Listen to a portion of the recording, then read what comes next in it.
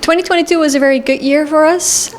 We didn't have much trouble with COVID anymore, so we were able to do most of our field work, which we couldn't do in the years before.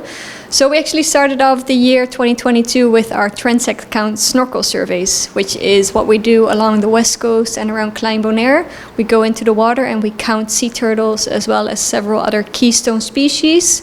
You can think of, for example, barracudas and tarpons, as well as fish schools. So in 2022, we conducted 108 surveys and we counted 326 green and 22 hawksbill turtles.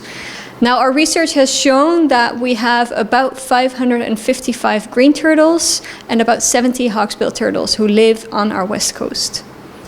Just a question about the turtles. Are the people still respecting the rules, or some people doesn't comply with the rules? Most people are very respectful, luckily. We put a lot of time and effort into education as well. So we visit schools, we talk to children, and we do public presentations for example, tourists and tour operators or locals who want to learn more about sea turtles. And the places where the turtle put their eggs is also safe? Yes, most of them are safe. That said, we did decide to do something different in 2022. So the beaches of Te Amo and Donkey Beach are located right across the airport, where sea turtles suffer a lot from light pollution.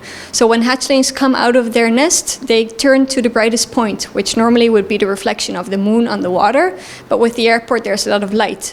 So in the past, we used to put barriers and cages on top of nests that were laid on Te Amo to prevent the turtles from going the wrong way.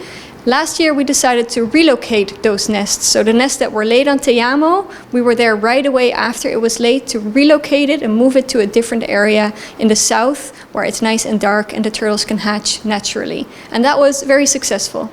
Most of the time, people definitely call us. We have a hotline that's available 24/7, so they can call us when they see a turtle in trouble, for example, a baby turtle or a bigger turtle. And people tend to call us and help us with that.